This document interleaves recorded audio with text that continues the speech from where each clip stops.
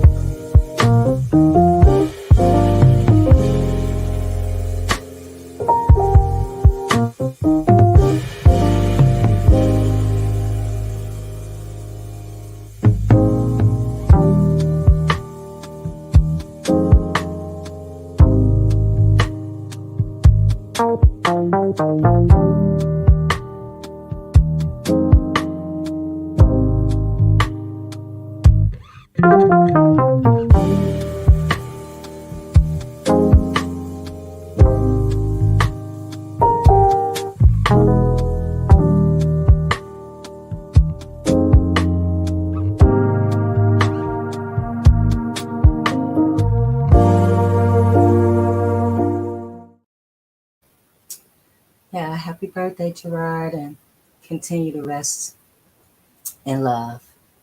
So, before we get started, I want to tell you guys our mission is to bring awareness to the wrongful convictions of Gerard and all others who are wrongly convicted, over sentenced, medically ill, medically frail in our community, to inspire, organize, and educate all communities about the need to disrupt systems, policies, and patterns of the criminal legal system that leads to wrongful convictions.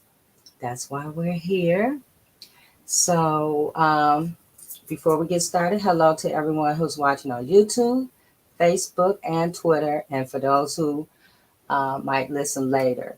So, we're asking you guys to subscribe to our YouTube page and like our Facebook page, the Justice for Gerard Movement, so you can be notified every time that we go live or anytime we have something new going on. So, I'm going to bring in the panel to introduce themselves. And then after that, I'm going to bring on our special guest for today, and then we're going to get started. So first of all, I see Reverend Tia is here. So greetings, Reverend Tia. Greetings, Jay. Oh my goodness. Look, I'm looking quite shiny today. I've been out in the sun all day. We have had our field and fun day today for our school. And oh my goodness, I'm talking about running home for this. This conversation today is so important. I'm excited about our special guest today and about the communication that we are delivering on this platform as we continue to educate people. And you know what? I always will remember what Malcolm X said when they asked him, "What would you do if you had a chance to do things all over again?" And that was right before he was assassinated. And he said, "If I had a chance to do it all over again, before I organized, I would educate." And I Mhm. believe that this is what we are doing. So excited coming to you from the Choice Zone, where I do provide transformational coaching. If you want to change your life and get into your own zone, and that's what it takes, just give me a holler at, you can email me at tia.taylor@thechoicezone.com. Also a part of Michigan Coalition of Human Rights and other platforms. Flint Women's Study, G100, Oneness and Wisdom, and Transforming Love Community. I tell you, whatever I'm doing it in the community. I'm doing it for the community, and I'm educating, motivating, and encouraging others to access that kingdom inside of themselves, that Christ, that anointing, that purpose, that power. And we all have it, and it is yours right now. I also wanted to bring up, Jay, that Michigan Coalition. We do have Peter Hammer, our special guest for our annual meeting, and he is the co-author of No Equal Justice. Excellent book. Um, you guys can look it up. You can also contact me. I'll give you provided so you can get it out there.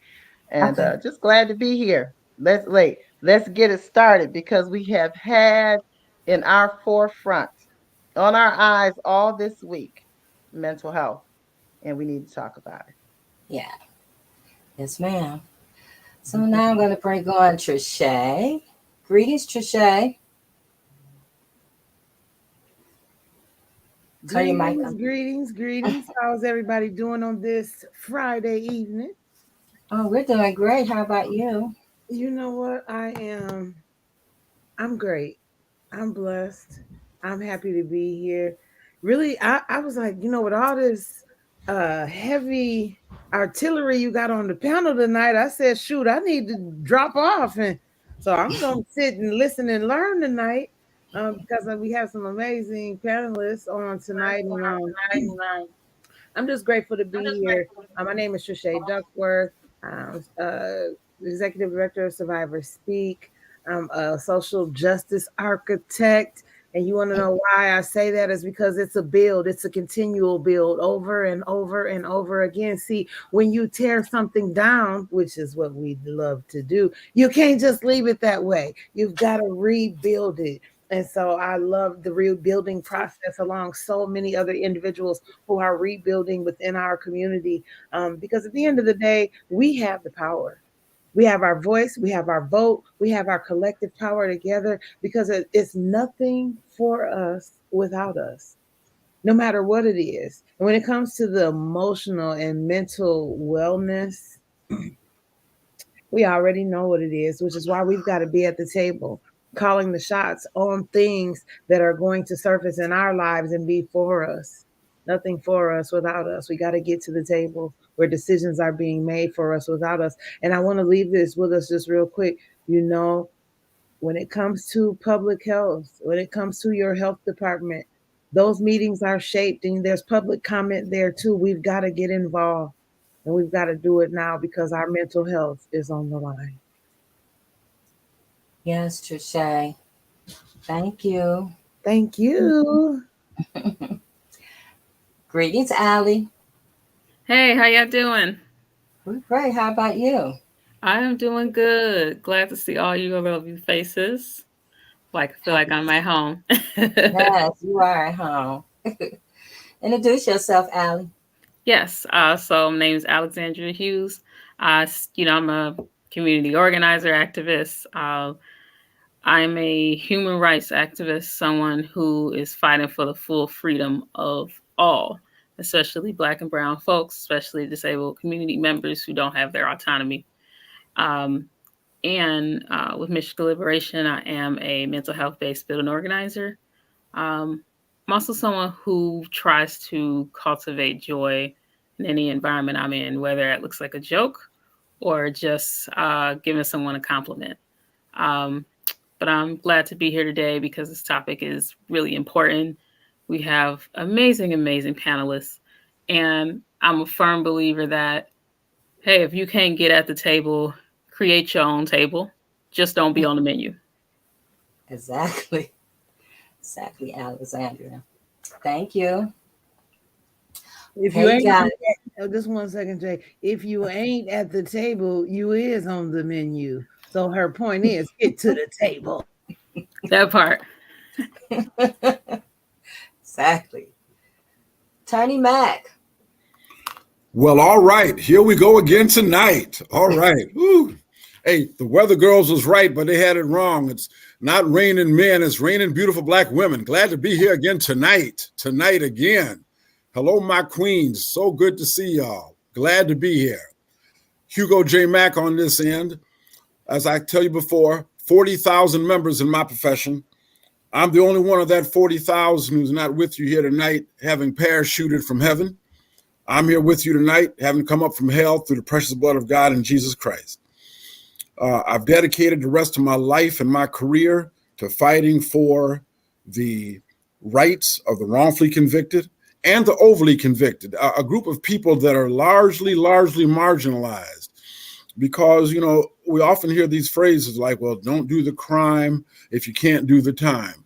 Well, it's in my personal and professional experience, a lot of people are doing time, but not for what they actually did. Not for what they actually did. Something that's been more elevated, something that's been reached as a quote unquote plea agreement with defendants facing insurmountable, mountainous, just lava flowing odds of supplemental information and other charges, where a lot of people are essentially pressured into pleading something that they're really not guilty of. And that's not to say that people in the penitentiary are not there for something they did. That's true. The system would be absolutely destroyed if nobody was in the penitentiary for anything they did. But that's not the point. The point is, are you in there for what you actually did? And if you're not in there for what you actually did, then you're a victim. And more importantly, we are victims because we're fostering a system where people are paying debts that they do not owe. And remember, 95% of the people in the penitentiary are coming out. The question is, who are they going to be when they come out? And the sub-question is, what are they coming out to, you see?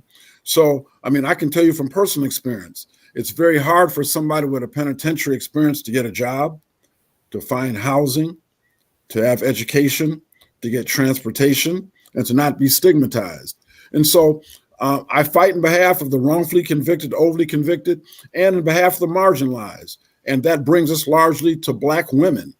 A large percentage of my practice is dedicated to helping Black women who have fallen through the cracks. It's so interesting when I see these organizations primarily headed up by people, women of privilege, who get out and talk about, they're fighting for women and they're here on the front line. But you know what? I never see those people when I go to 15th, 14th District Court, when I'm fighting to keep a woman in her house with her kids, or trying to help her get some kind of financial aid for her family. I never see those people.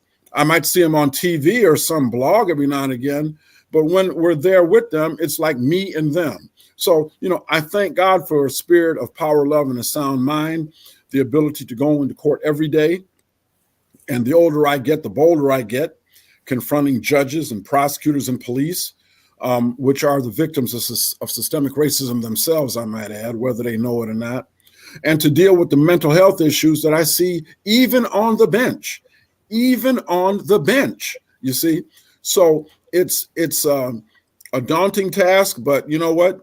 God has us all here for a time such as this. That's what he told Esther. And I'm going to tell y'all something you already know. If we don't do it, God's will is not going to be thwarted. He will have somebody else do it.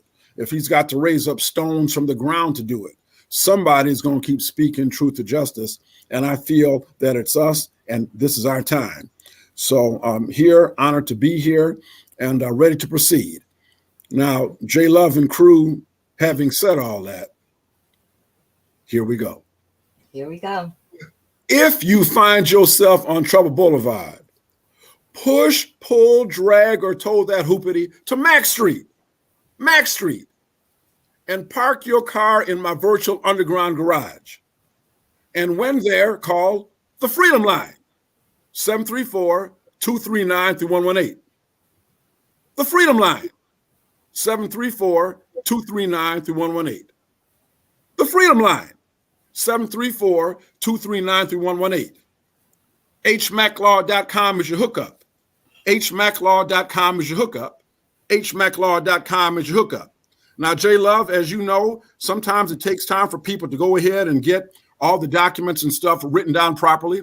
So allow me to provide a brief musical, courtesy of Roland Martin, an entertainment interlude while people get to write that information down. So y'all excuse me while I do the boogaloo.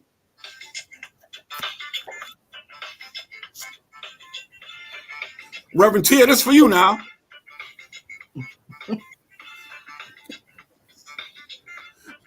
J Love, Miss Hughes, and Trische, Batman from Pulp Fiction.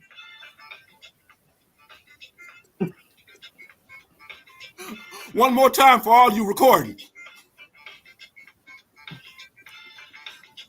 Okay. So, J Love, I believe that's enough time for people to have written down the pertinent information. And so I'd like you to know this. All Mr. and Mrs. America, all ships at sea. If you don't want to win, don't come in. Please ignore this announcement. Stay standing outside, collecting government cheese, getting legally constipated. Go ahead and do that if that's what you want to do. Now, you tried the rest. Now come with the best. And let me tell you, J Love, for all the haters, and J Love, you're a real trooper. You don't say it. I know people be calling you, writing you, texting you, telling you to kick Hugo Mack off the show. I know they do it. Well, for all you haters, all you people who want to hate and hate on me and the standard of justice, I'm going to tell you like my late cousin Bernie. I ain't scared of none of y'all. So y'all understand that right now. So J Love? Yes. I want to let you know one thing. People may ask you, now, did that man, J Love, that crazy lawyer, actually endorse this? My answer, you damn straight I did. Yes, this endorsement is brought to you by Dr. Hugo J. Mack, Esquire, the one true king of Russia, Scotland, and Harlem. I love you. We love you too, Attorney Mack. Thank you. All right. So now we're going to bring in one of our guests. And he's a panelist this week, but next week, he's going to be the guest. Welcome, everyone. Mr. Dwayne Brooks. Hi, Dwayne. Hello, can you hear me? Yes. How are you? I'm wonderful. Tell everyone, introduce yourself and tell everyone who you are. Well, you got the name, Dwayne Brooks. I got out last month on the 25th, so it's been a month and a day now. My conviction was overturned on the 12th of last month, on April 12th, and took 13 days for them to release me. I'm back in New York now. I was convicted for a crime that I didn't do out of state in Ohio, in Cuyahoga County, Cleveland, Ohio. And the level of corruption that they went to get the convictions on me is unparalleled, but it was easy for them to do. And after 33 and a half years, we found the evidence. I put in I hired a private investigator to put in a public record request to get the police reports. And he finally got them. I got them in March of 2021. And we filed the motion for new trial in October of 2021. And it took until April of 2023 for them to release me. And, if you read it, it's because me telling you, I was telling people the whole time. I'm sorry about this. I don't even know how to turn this phone off. Turn that thing off for me. Thank you. I have been telling people, the whole time for the 33 and a half years or up until the 35 years that I ended up serving, that I didn't do it. And, they took me to trial with no evidence. The person who actually did the crime was the state's star witness against me, putting everything that he did onto me. And I was facing the death penalty.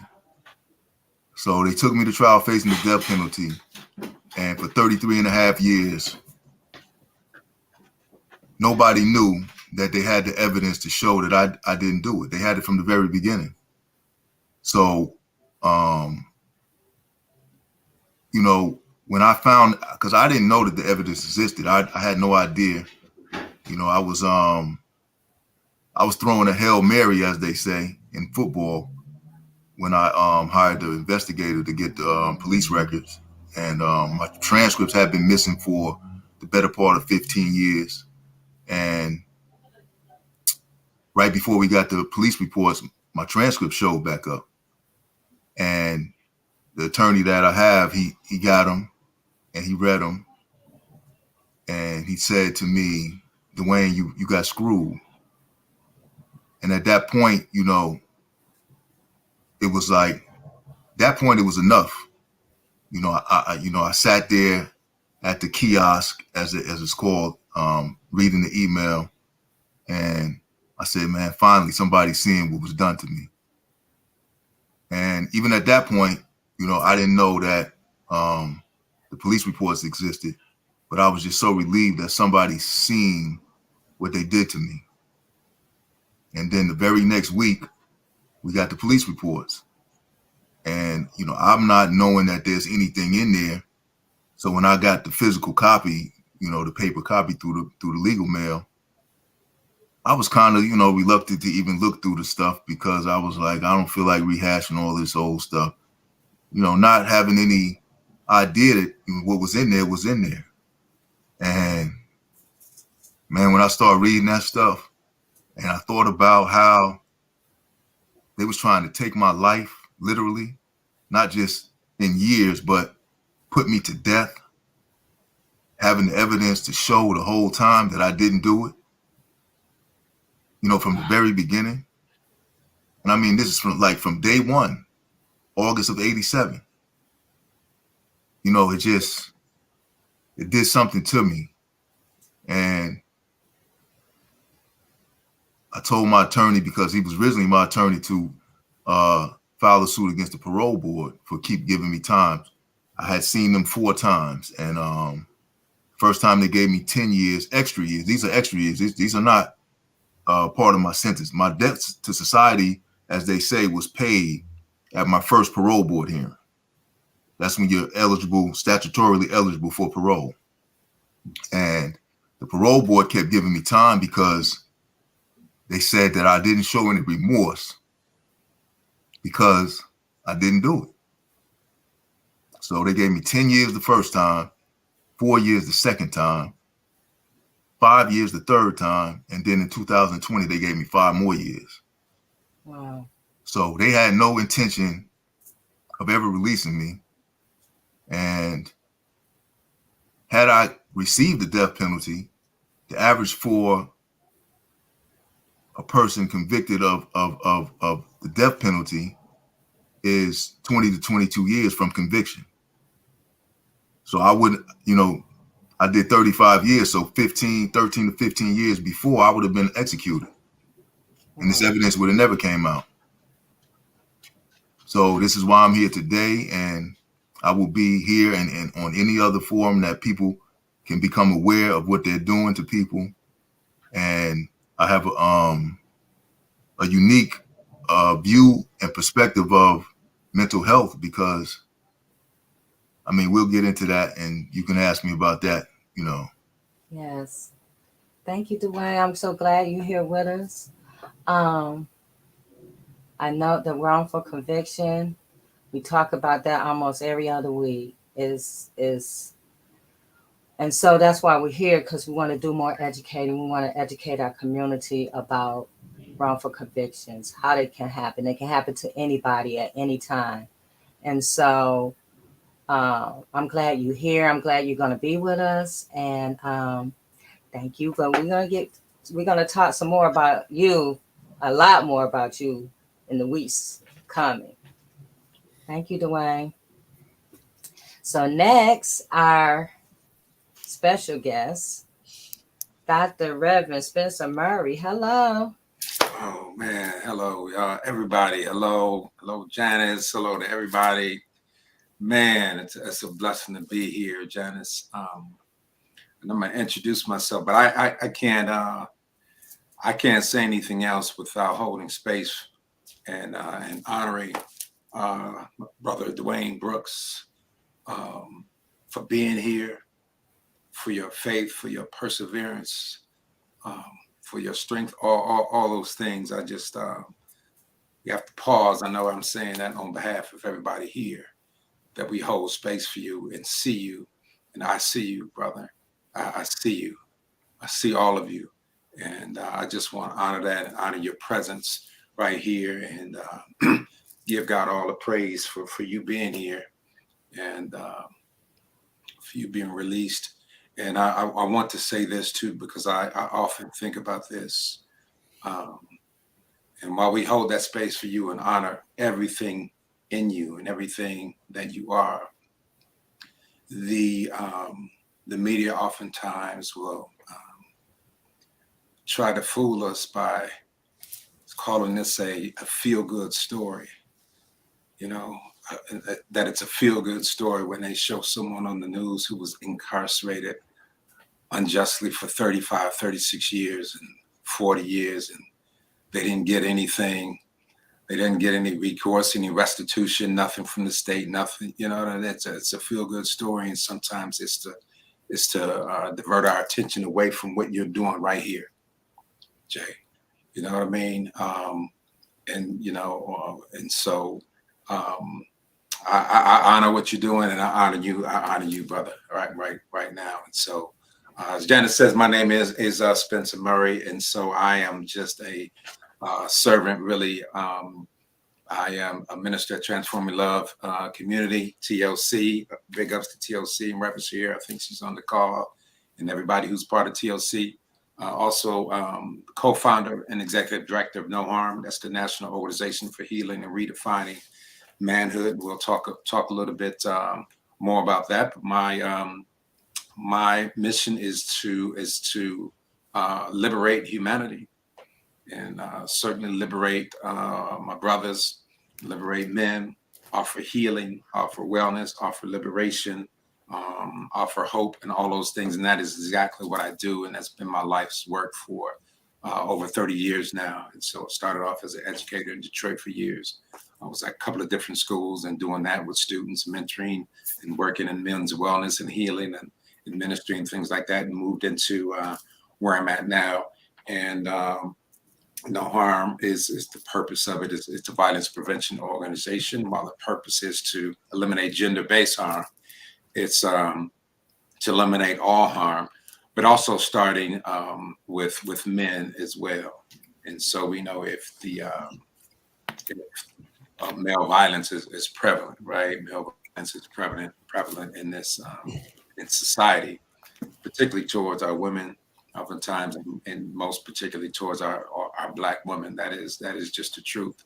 And so if we if we really want to start curing violence, then we need to work with our men and invest in men's healing and wellness instead of using the criminal legal system to do it. So what I found in being in this work is, and I think someone mentioned this earlier, is that there are segments of society who believe that curing violence is to weaponize accountability. Weaponizing accountability means to use the criminal legal system, the threat of violence, the threat of incarceration. And certainly that doesn't mean that men who commit violent acts don't need to be accountable. We know that for sure. But we also need, at the same time, need to hold the truth to invest in men's wellness and healing. Also knowing that there's some historical trauma in ourselves, all in ourselves and all throughout our bodies. That's from a historical perspective. And so all my work is about liberating and healing and creating peace and reducing violence, but starting with violence towards self. And I'll use my own story that we can talk about a little later in that regard. So it's always just good to be here. Janice, thank you for the invitation. I look forward to the conversation. Me too. Thank you, Reverend Spence. So we got on this subject matter because I was texting Reverend Spence about some very disturbing trends that was happening in our community in Detroit. Actually, there were, I think, 3 women killed by their ex or a mate in a week, and then there's another one happened the next week after. And then I had my own personal experience with someone having a mental health experience. My neighbor, when he moved next door to me, he told me that, he had some mental issues. And then, but, nothing really has ever happened. We talk every day almost, when we're outside cutting grass or whatever is going on. So on Monday, I was watering my vegetables and he came up to me with a loaded gun and he said, Jay, it was good knowing you. And so at that point, I didn't know where this was going because he had the gun. There was no space for me to do anything but to just be calm. And he ran off and shot up the neighbor's garage. And so I'm saying all this to say it doesn't even have to be your family member. It can be, you can have these encounters anywhere, anytime. And so we do need to have these conversations. We do need to normalize mental health. I know I have read so much, studying, having this conversation, but I think we really need to drive it home because there's so many people suffering. There's so many families that are suffering, and some people are suffering in silence. And my neighbor probably has been suffering in silence for, a few years. And so, and I don't know what triggered the thing with him coming outside with this gun, but, and the other thing is, the only recourse you have these days is to call the police. And so a person who is sick is now become a criminal and become criminalized and put into a system instead of, working on them getting health, because if your brain is sick, it's just like if anything else on your body is sick. And it can, in most cases, you can get help for that. But when people have these stigmas and beliefs about mental health, they suffer. So I'm so glad that we're all on here having this conversation, and I'm going to leave it to you, Reverend Spence, to take it away. And there we go. Well, let me say this. We all are really working in the same area. You know what I mean? I think when we talk about the system, it is, and why it might show up differently, the same system that incarcerates someone unjustly for 2 years, 3 years, 1 year is the same system that oppresses people of color, that oppresses Black people, that oppresses women. It is the same system, right? And so we need to be able to hold all those truths at one time. And so I found, particularly when we talk about men and when we talk about Black men, there's a tendency, and we know that, to criminalize men and to criminalize Black men and brown men and men of color. And therefore, there's no spaces in society, really, that when you think about mental health and you think about wellness, there's not many spaces that people hold for men's pain and men's trauma. There's not a lot of spaces for that. And one of the reasons because of that is because this, what I'm going to use the term patriarchal masculinity is the way the dominant society has set out the narrative of what it means to be a man. So what it means to be a man is to suppress all your emotions and to suppress all your feelings and divorce yourself from your emotional side. You're divorced from your humanity. And so you nobody can hold space for you to express pain, to express grief, to express all those things. And so it typically starts when a young boy is 8 years old. and or 6 years old or whatever age, when he comes in crying and someone says to him, "Hey, be mama's big boy. I want you to be a big. Want you to be a big man. Stop that crying." So, you know what I mean? And so the adults, and it happened to me. It was my experience as well. And so what that young boy learns is, because he doesn't have the wherewithal yet to decode that message, what he learns is that I feel pain and I can't express it. I feel pain. It's not cool. That's all he can interpret. And then he grows up in the same way. Then he becomes socialized by all his peer group, by the playground, everybody. And if I cry, I'm weak. If I do anything that we typically have feminized, like compassion and talking and being gentle or nurturing, I'm considered weak. And that follows us all the way up to where I'm at. And so a man has suppressed his whole other side of himself. And we know that the world thrives off of separation. If it can divide us from ourselves, from our true selves, and then divide us from each other, then someone benefits from that. When I talk about, when you be talking about violence, there are people, and we know this, who benefit from our violence. Mm-hmm. They benefit from that. There are people who don't want to cure violence. You don't cure violence by you get to the cause. You don't cure violence by manipulating the effect and try to deal with the effect. You got to get to the root cause. And for most of us, the root cause is power. The root cause has been white supremacy. The root cause has been power and domination. And all these ideas have also transferred over into men. That their manhood now is defined by what one of my mentors, at least a guy who has meant a lot to me in this work. Manhood is defined by your billfold, the ball field, or bedroom. Your sexual conquest, your money, or your athletic ability, and so all those things. And so we get divorced from ourselves, and so the idea of mental health is an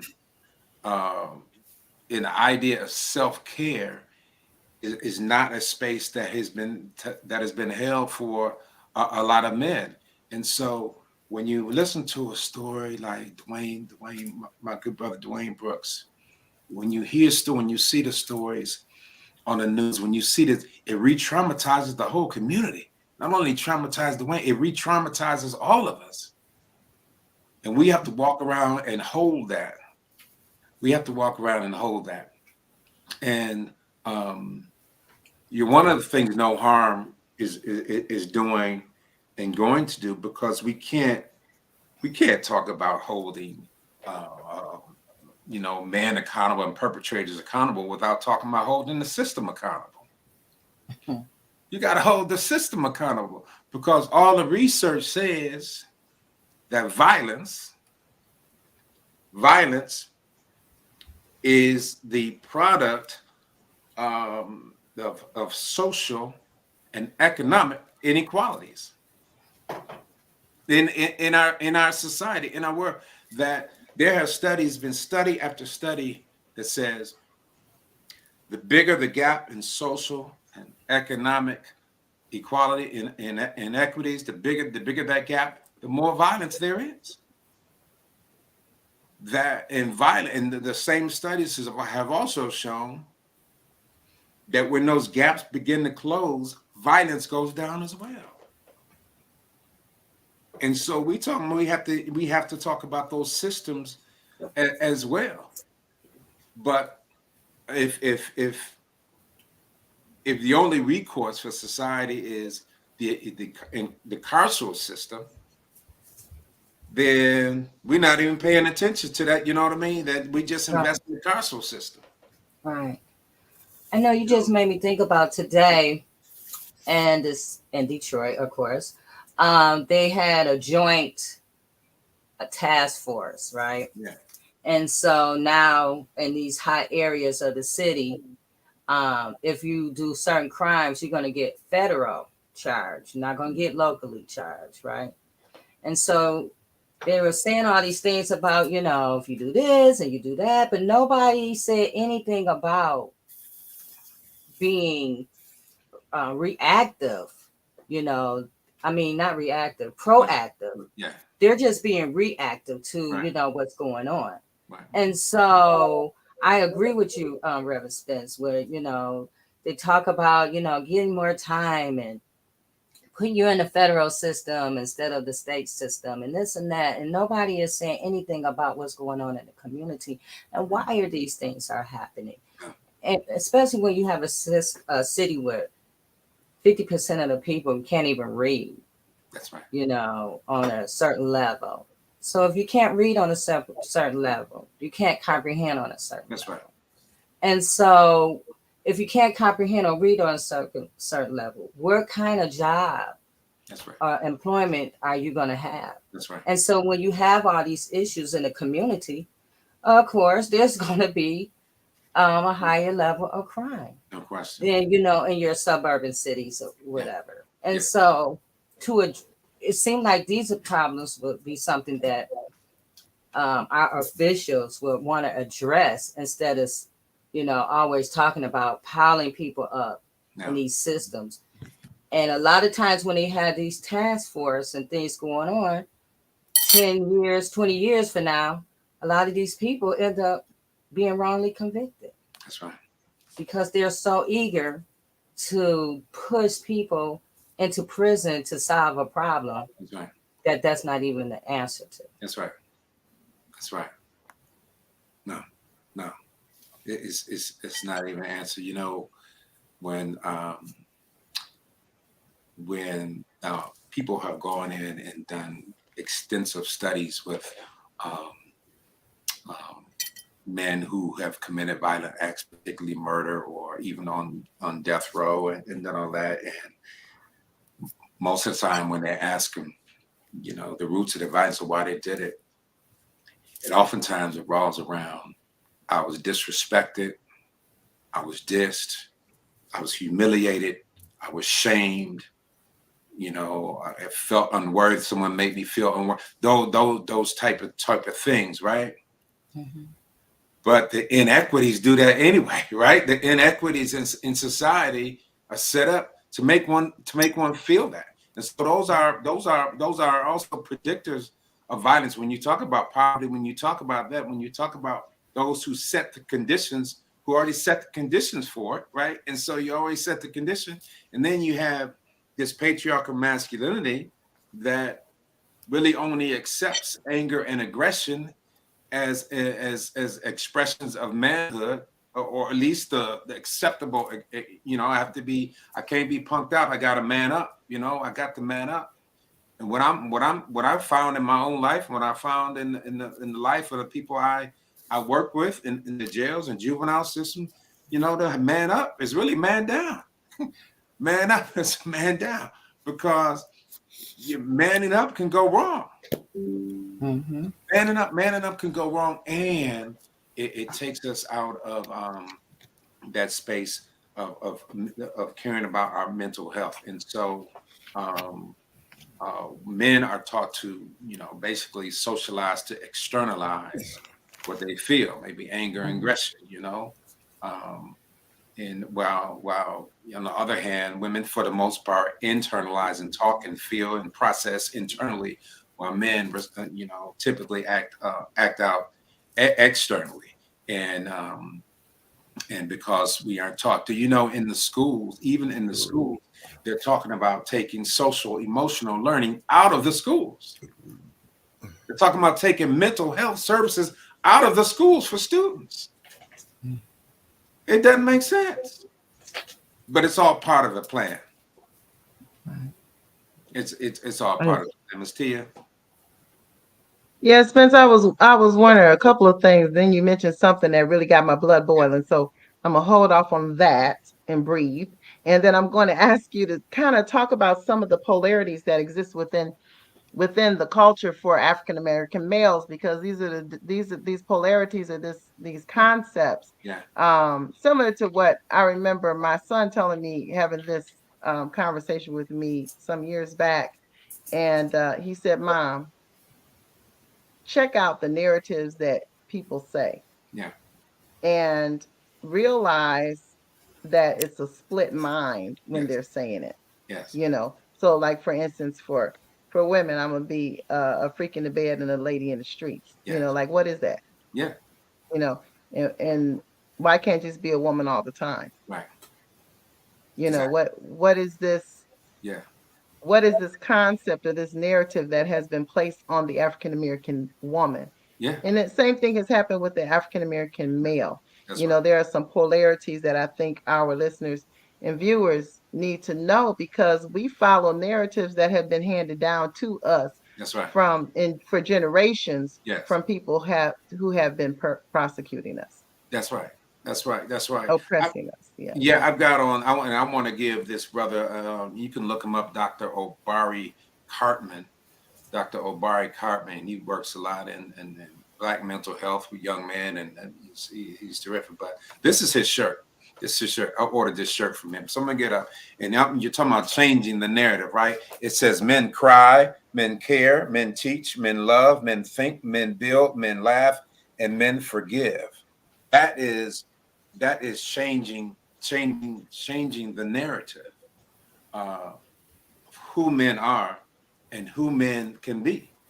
Because when you talk about those polarities, right, and you're talking about in imperialistic, capitalistic, white supremacist, patriarchy society, in that society, that the polarities, one will teach us that it's about hierarchy and competition, you know, when it's really about cooperation and community. See, it's opposite.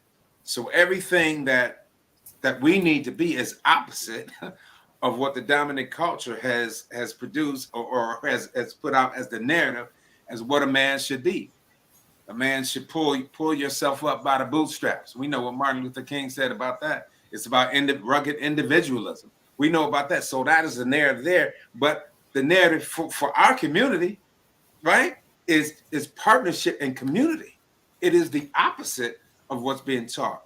And I think I certainly can say this for myself, and this certainly goes to the top of mental health, that my confusion and my tension growing up in my younger years was trying to navigate those two things.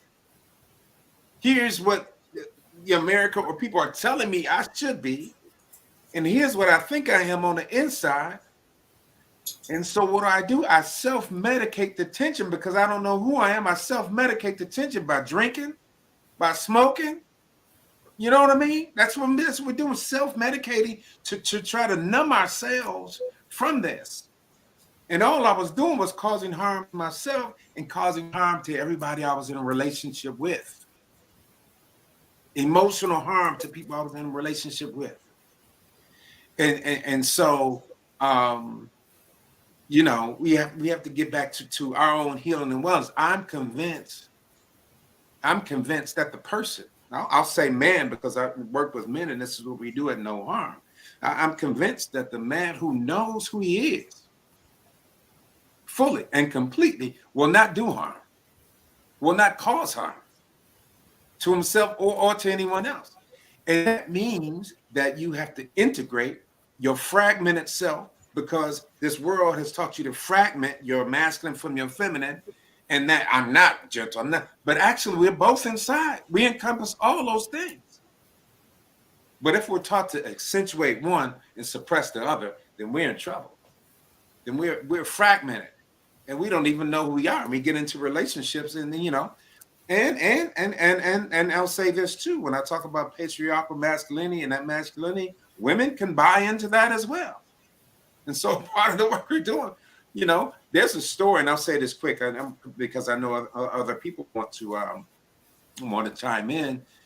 There's a story that the psychologist tells, and we've seen it in one of these movies before, that his family, a brother lost his job, and so his wife, you know, dropped him off at a job every day. So he didn't want to tell her he lost his job.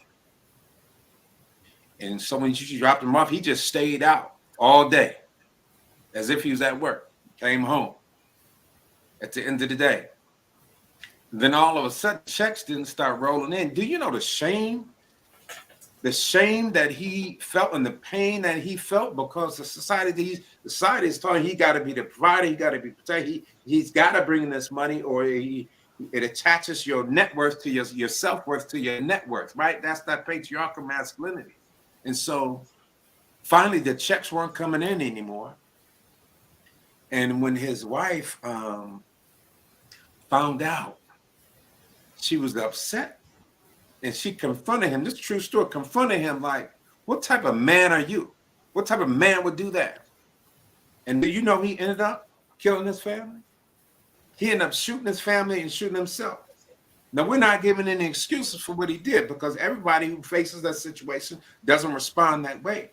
But the point is, the level of shame he felt, the level of unworthiness he felt,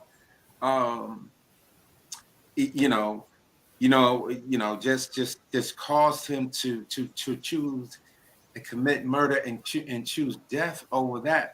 That's that humiliation and shame I was talking about. That's all of that.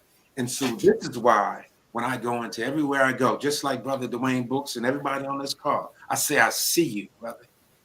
I see you, sister, wherever I go, because people need to be seen. Because the system is going to treat them one way. I don't care where I go. I see you. You are worthy, and we have to do that for each other. We have to do that for each other, and men have to be able to start doing that for each other, instead of walking in and and posturing for each other and see who's man enough, who's going to be man enough. Open arms and celebrate each other's victories and celebrate each other, as men and as human beings. And so that's what it's all about. But that's something we have to do for ourselves. Mm-hmm. Dwayne? Yes. Oh, you could come on in. I got quite a few things to comment on. Okay, go ahead. And I'm going to lead up to mental health. Our mental health as a people has been fractured for hundreds of years. And we living today, we don't understand that. We as a whole, not me and you individually, but we as a whole, we don't understand that, this has been, like somebody said, passed down for generations, hundreds of years now. And it's because of this caste system that we're in. It's not spoken about a lot, but we're definitely in a caste system, along with like places like India. And because people that look like us are on the bottom rung of that ladder in the caste system, we are treated, and this is inherently ingrained in the system. We are treated differently. And it's like you go back to the days when our people were enslaved. They were allowed to have families and get married. That didn't mean that their families would stay together. That didn't mean that the master or the overseer, as they were called, wouldn't come in and tell the husband, boy, go sit on the porch while he goes in there and rape your wife. And this, even though they knew that they were enslaved, those ancestors that went through that, she couldn't help but look at her husband in a different light.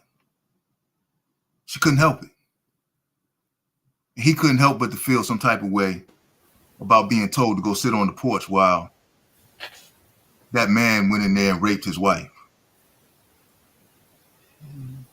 Now, this is where relationships between people that look like us, Black, African American, I don't like those terms, but this is where we cannot give each other peace in relationships. Black men and Black women, African American men and women, because we have a lot of hatred and pain and anger towards each other. And the system, this system that we're under, this oppressive system, it's an oppressive system. 99.99 something of people that look like us, we are traumatically affected by this system. We got PTSD naturally, just growing up in this country. You know, if we hear a siren, it's an unconscious, you know, reaction that we have to it. Even as little kids, we know. I started boxing when I was 8 years old, and I remember one time I fought a little white boy. He was bigger than me because I was a little kid, and I kind of beat him up and I bloodied his nose. And he started crying in the ring. And you know, I got scared because even at that age, at 8 years old, I knew that I could be in trouble for hitting that white boy. And I looked around and I found my dad's face in the crowd. And the smile on his face is the only thing that calmed me. But my point is that I inherently knew about racism at that age. So we come up to 2023, and black men, black women, you know, when we come home, husband and wife, you know, and whether we're in relationships or not, we don't give each other peace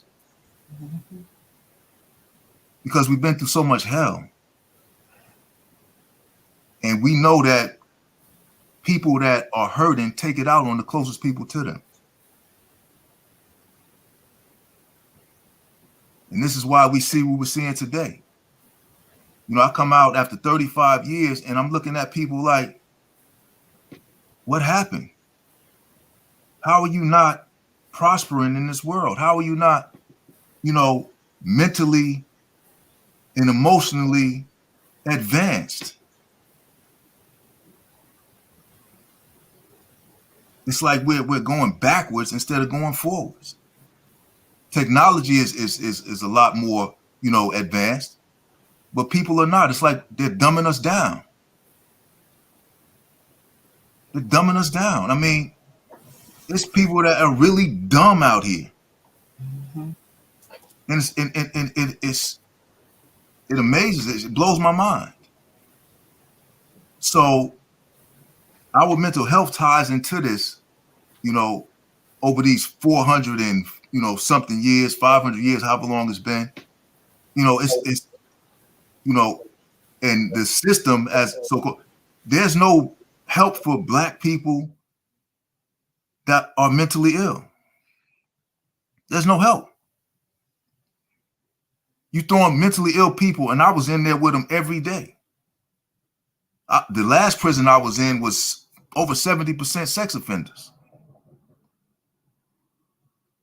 And I'm telling you, if don't nobody else know, and all your people out there that, you know, dealing with sex offenders, they might be your family, they might be, you know, your boyfriends, your husbands, they're mentally ill. You got people in that, I mean, they handsome guys, you know, they dress nice, they take care of themselves, but they like to rape women. They like to. I mean, they like to. You got same type of people, handsome, dress nice, own businesses, you know, that rape little children. What kind of treatment or therapy is there for somebody that's attracted to a child? I mean, I don't think there is any treatment or therapy, you know. And I was in there. I felt like, I told my sister this too. I said, I feel like I'm the undercover boss. I don't know if you guys have ever seen that show, but because I knew that I wasn't supposed to be in there. I'm not supposed to be experiencing this type of stuff, but I was around a bunch of mentally ill people. One guy, you know, I mean, it was many guys that did it. They came in and it was just like, they said it like, this, it's too much time. I can't do it. So they go get on the mental health caseload, and all the mental health caseload does is drug them up. There's no help for them. And by the time they get finished giving them, because Thorazine was the #1 drug that they gave them, by the time they get finished giving them all that Thorazine, they never come back. Never. So I'm telling you, there's no help for people with mental problems in that so-called system, that injustice system.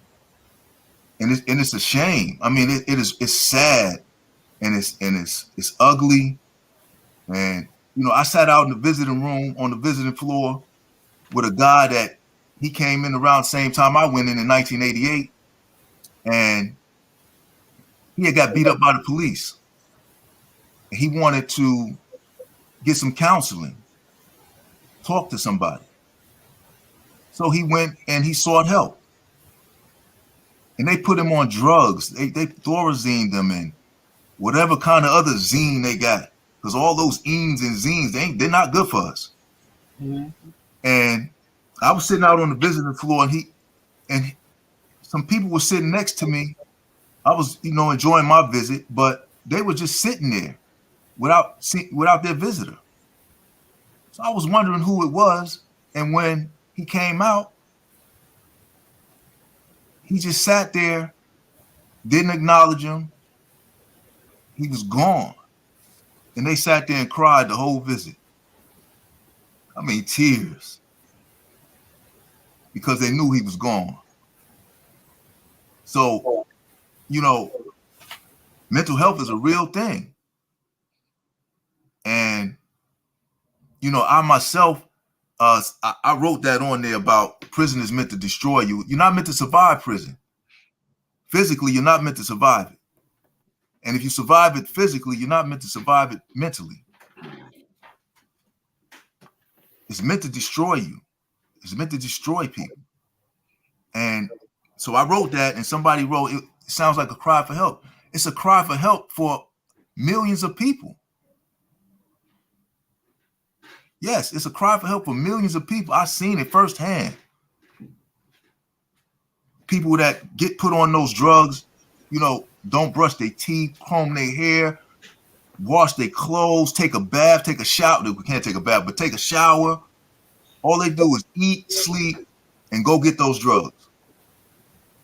Literally. They stink. You can smell them from 15 feet away. You ain't supposed to smell nobody from a foot away, let alone 15 feet away.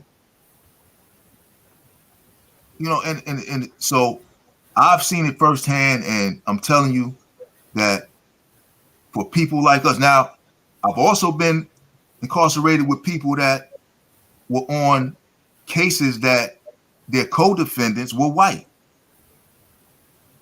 Now, these people were doing life in prison, and their co-defendant, who were white, went to a state facility for the mentally insane and maybe did 6 or 7 or 8 years and got out. There's no not guilty by insanity for black people. That's only for white people. And if I'm wrong, somebody tell me somebody they know of that got that plea. Not guilty by reason of insanity. Any black people. It's not meant for us. It's like a lot of the things, the laws, the privileges, it's not meant for us. The Constitution is not meant for us. We don't got the right to bear arms. That's not meant for us. We don't have the right to even defend ourselves against a white person. Not under their laws and their Constitution. So we are dealing in our community with a whole lot of mental illness. And, Spencer's shirt, men cry. I cry the ocean. I mean, it felt like an ocean to me. Mm-hmm. And I knew that if anybody saw me cry, I was gonna have to fight. So I did it, in moments that I could be alone when everybody was asleep. Put my head up under the covers, pillow over my head, and I cried.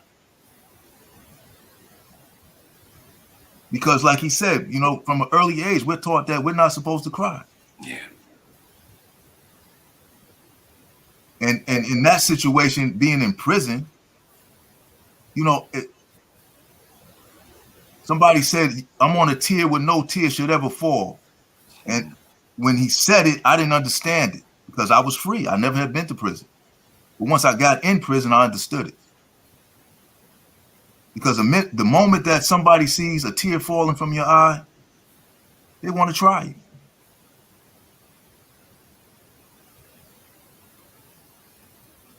So it's a whole lot going on with mental health. And, we could talk about mental health for weeks and weeks and weeks, every Friday. Because we're all affected. Mm-hmm. Not just the males, the women too. Our women are deeply affected by mental health issues because they're traumatized too by this system and by the oppression that we've been up under. And to sit here and see you guys, J Love, the Reverend, Alexanderia, Trish, it's beautiful to see. Because no matter what's going on in your lives, you haven't let it overwhelm you. I could tell that. And I'm quite sure none of you are unscathed. I'm quite sure of that. Just looking at your skin color and knowing the things that we go through. And anybody coming out of prison nobody's unscathed. I'm not unscathed. I'm deeply scarred. I don't have the bull whip welts on my back, but I got them. I've been whipped. So none of us are unscathed. Mm-hmm. Just being the people that we are in this caste system.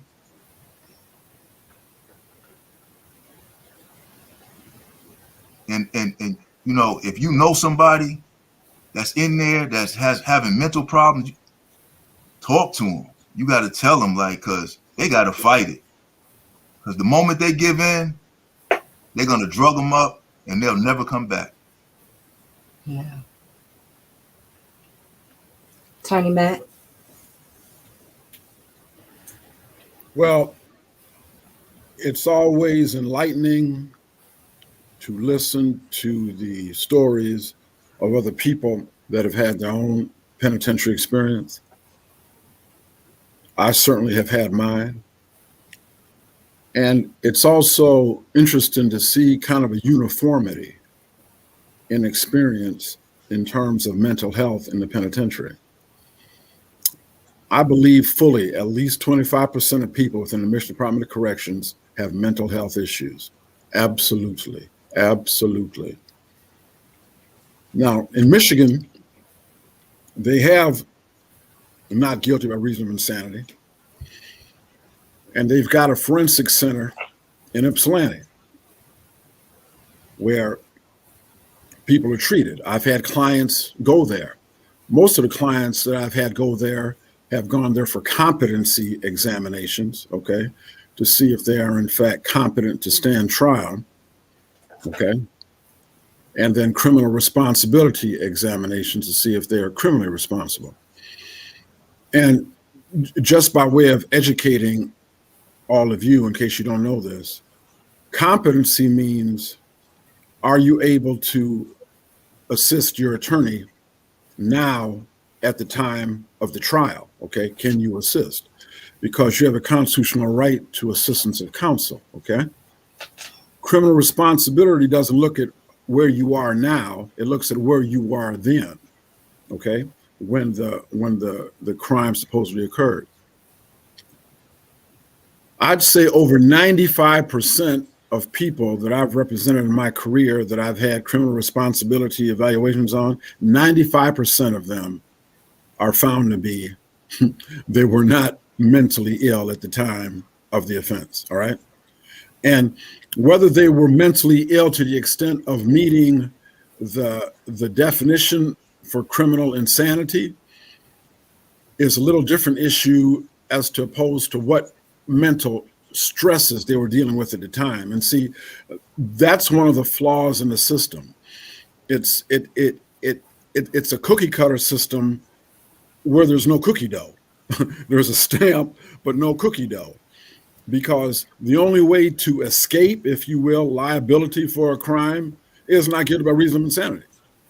That's the only way. You're not guilty because you are insane. Okay, you're legally insane. So the problem with the system, one of the main problems is there's no intermediate phase. Okay, a person may not be legally criminally insane, but that doesn't mean they don't have a boatload of mental health issues that they're dealing with, a boatload of them. The system is not designed to address that. Okay, it is not. The system is designed for a person to go to trial, all right, and be acquitted or convicted, period. Now, in the state of Michigan, they've got guilty but mentally ill, okay? A jury can find a person in the state of Michigan guilty but mentally ill. And I can tell you from my own penitentiary experience, what that means is if you're guilty but mentally ill, the institutions in Michigan have separate areas for you, okay? In other words, they've got areas for people that are bugged out. And I've told you before, I've told everyone here except the new people before, my experiences in the sundry prisons of Michigan, walk in the yard. They call it Medline, okay, Medline. And you have what's called a detail. In other words, it's a pass, which says you're allowed to go to that Medline once, twice, 3 times a day. You'd think those people were lined up to get government welfare checks, okay? And what they do is they give you a cup of water, one of those little white cups, little cups of water, and they dispense your pills to you. And you take the pills, and they've got staff there watching to be sure you swallow those pills. They make you open your mouth, stick out your tongue, look under your tongue, be sure you're not palming anything, because they want to be sure that's right. They want to be sure you ingest those pills.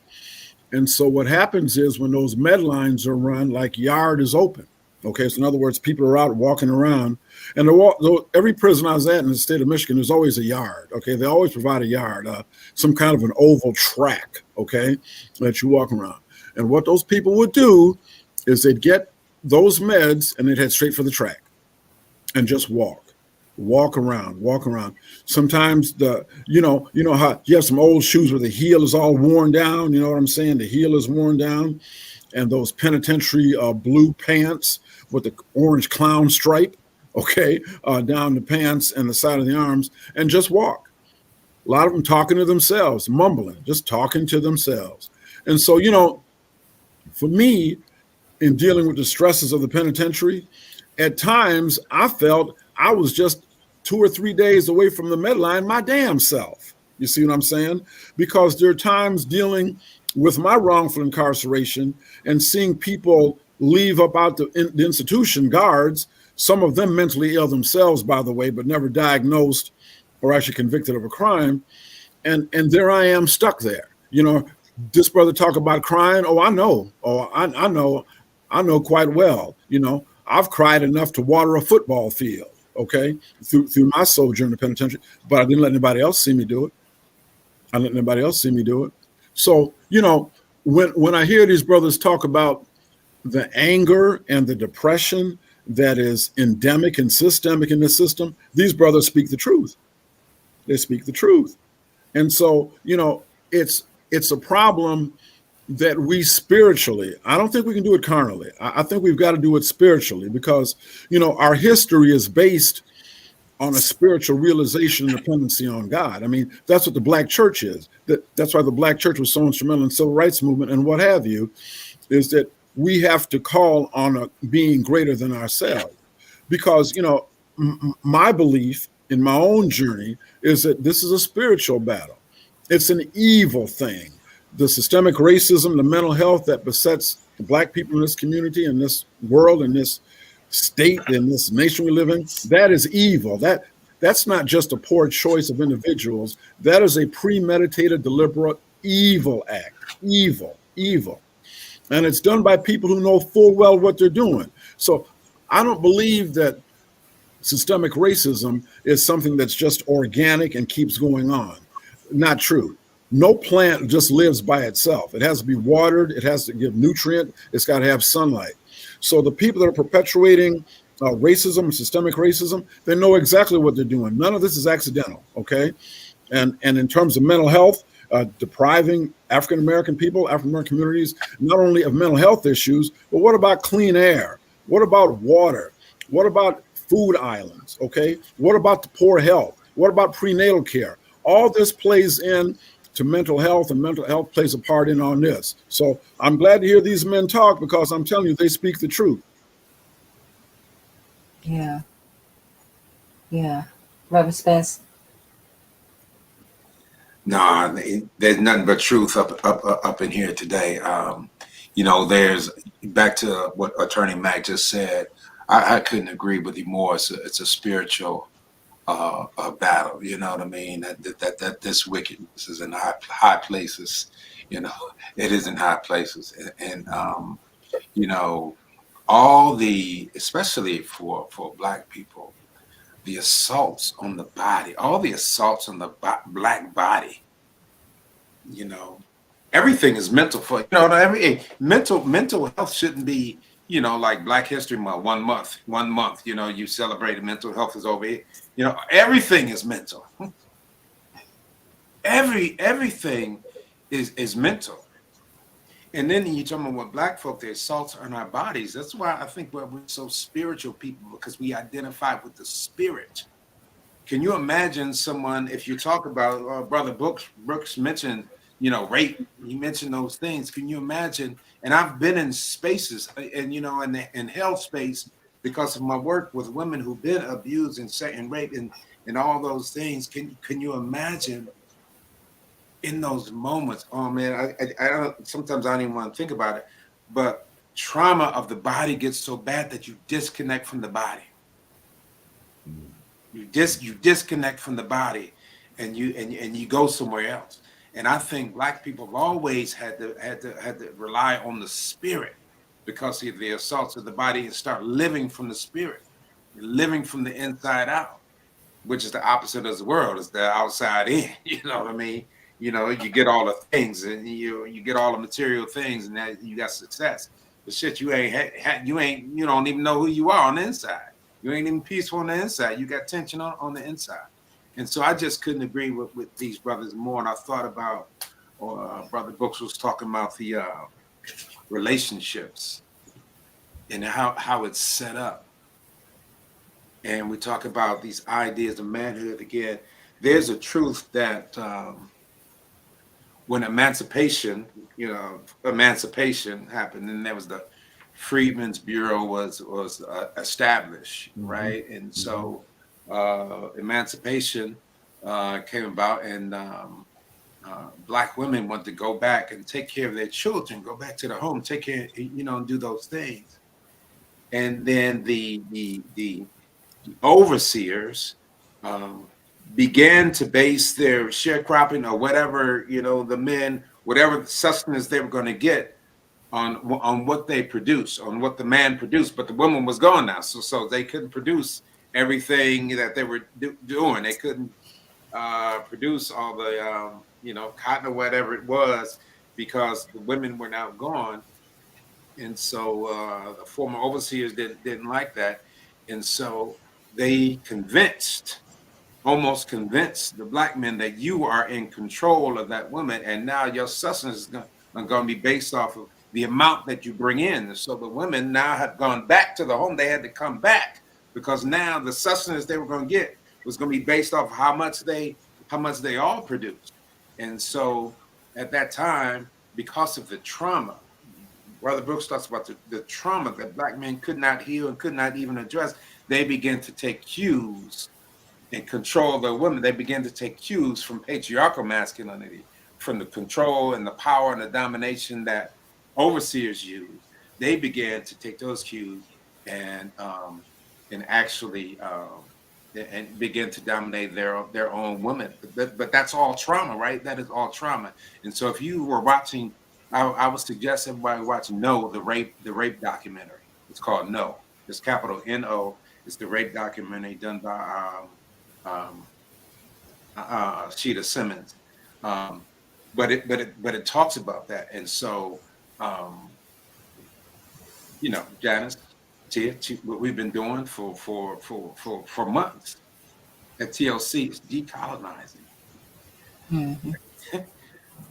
Decolonize manhood. We're gonna do that. We're gonna do that at seminar at No Harm. We're gonna do that. To really begin to identify with the spirit and those things that are opposite, the antithesis of and to what the society has taught us about domination and entitlement and all those things. So we don't take cues from that and begin to do the same things and continue to heal. That's that's never ending.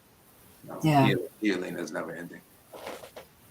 Yeah, I like that, Spence. So important because the first part is recognizing where we have been colonized. That's right. And what are we following? What are we believing? What is your or my definition of success? Yes. What is it built upon? That's right. Because oftentimes when they talk about the American dream, well, whose dream is that? Why do I have to take on a dream that you decide what a dream is? You can't tell me what to dream. Right. And so these are the kind of concepts, so I was brought up saying that success is doing what you want to do, being who you want to be, or being who God wants you to be, being who you are inspired to be. Yeah. And so it's not based upon this system. What is wealth? And I know Allie had talked about, and it was mentioned before, one of the how people in prison, Dwayne talked about those people behind bars and the people who have sexual criminal records. And a lot of those people, he mentioned, some people are wealthy, some people are senators and government officials and leaders and millionaires, and those people aren't even behind bars. And so we have to take into account and see, what is it that we're actually believing? What is the ethical standard for our families? Because oftentimes our ethical standard has been taught by all of society, and we've taken on whatever society has told us. Well, what is wealth? Okay, I'll give you one that's even current. What is bossing up? Yeah. Like, what is that? Well, I'm bossing up. I'm bossing up. Who told you that? Why is that important? What does that look like? If you're throwing dollars in the air, what does that really mean? If you're just sitting around and you got your cigar in your mouth and you bossing up, really? We got to really look at the narratives that have been told to us. Yeah. What do they really mean? What are we really telling our children? What are we telling the generations to come? And I'm telling you, we are in the predicament that we're in today because we have not taught the generations. Yeah. We have not taught generation after generation after generation's values and ethics and love. Yeah. Yeah. So I thank you guys so much. This is a very important topic. Tia, you talk about changing that narrative, and I know, Jan, I think you let me know how much time we have. I don't know if you run out of time or whatever. We are on. You over? Do what we want. Okay, okay, gotcha. You talk about those narratives, Tia, and you talk about those polarities, and we have to change that on so many levels, because young boys and men and young men, for some of these things, we get rewarded by other men for it. You know what I mean? We get pats on the back. And so if I have a lot of sexual conquest as a man, you know, other men pat me on the back. And what that just gives other reinforcement. You get pat on and rewarded by other men for it. But let the woman have sexual conquest. What is she? I mean, those differences. And so when men get pat on the back, they get rewarded for that. And we see it in when we get rewarded for violence. You're someone who could, you know, you kill one man, you get put in jail, but you kill 10,000, you become a president of a country. That's crazy. That's crazy. War. People profit from war. We hold people up as, you know, the dictators. You know, it's all backwards. It's so backwards. So men get rewarded for that. But if a woman, you know, does, you know, if a woman in corporate America is aggressive like a man, she's called a bitch. It's all, you know what I mean? It's just all skewed. We really have to just look at those narratives and really come back home to who we really are. And like Brother Mack said, that's a spiritual endeavor for me. It is for me. And T, I saw you write in the chat, and certainly it is my attempt, which is probably one of the hardest places to get into, is the church. And to change the thinking of the spiritual communities and the faith communities in the church, because it has actually helped to perpetuate some of these ideas of separation and men and women, black and white, all that. You know what I mean? It has helped to perpetuate that. And so you got to get to That's a whole nother show. That's a whole nother show. Get to institutional work to do that as well, because that's where we're being educated. You know, that's, you know, and so yeah, that's a whole nother show. And it also kept people enslaved. And it keeps people enslaved. Sorry, Reverend Tia. It keeps people enslaved. You know what I mean? Yeah. We got work to do, and so we all do it. I'm just honored to be with y'all doing it. Everybody's doing the work. You know. So I have this slide here, Reverend Spence, and everyone else. The 5 stressors for Black men. Yeah. And you guys hit just about all of them. Mm-hmm. Yeah. Money and finances, race and racism, jobs and career, family and relationships, illness, health and illnesses. Yeah. Definitely. And you know, this wow. And this is tough because everybody wants to achieve and live their purpose, but the whole thing of associating your self-worth with your net worth, that is, oh man, that's you know what I mean? And that's just you, Brother Mack, you get to the spiritual thing, your self-worth. You have to get to your self-worth, because if you equate it to your network, you know, what happens, you know, to a man who loses his job, he loses, you know, get laid off, just like that story I told. Right. Or what happens to the man whose wife and mate is making more than him? Does he feel emasculated? You understand? It's all you know, it's all this stuff we have to deal with, and really actually unlearn everything we've learned about what it means to be a man, and know that. I will tell you this, y'all.